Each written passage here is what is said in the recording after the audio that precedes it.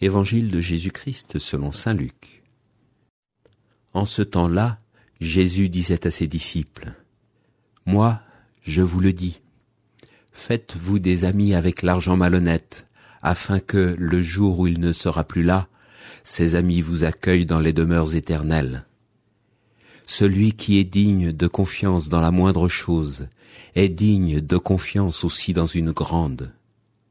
Celui qui est malhonnête dans la moindre chose est malhonnête aussi dans une grande. Si vous n'avez pas été digne de confiance pour l'argent malhonnête, qui vous confiera le bien véritable ? Et si pour ce qui est à autrui, vous n'avez pas été digne de confiance, ce qui vous revient, qui vous le donnera ? Aucun domestique ne peut servir deux maîtres. Ou bien il haïra l'un et aimera l'autre, ou bien il s'attachera à l'un et méprisera l'autre. Vous ne pouvez pas servir à la fois Dieu et l'argent. » Quand ils entendaient tout cela, les pharisiens, eux qui aimaient l'argent, tournaient Jésus en dérision. Il leur dit alors : « Vous êtes de ceux qui se font passer pour justes aux yeux des gens, mais Dieu connaît vos cœurs. En effet, ce qui est prestigieux pour les gens est une chose abominable aux yeux de Dieu. » Dans ce passage, Jésus ne nous dit pas de mépriser l'argent, mais l'argent dans sa dimension idolâtre, lorsque celui-ci devient le centre de nos préoccupations et de nos vies, et qu'il nous détourne de la relation à l'autre. Celui qui est digne de confiance dans la moindre chose est digne de confiance aussi dans une grande.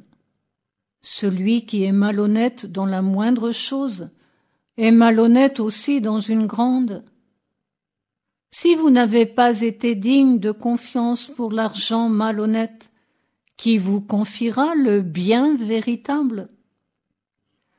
Jésus nous appelle à être continuellement dans la justice et la vérité, dans la petite chose du quotidien, afin que lorsque se présentera quelque chose de plus grand, nous en soyons aussi dignes de confiance.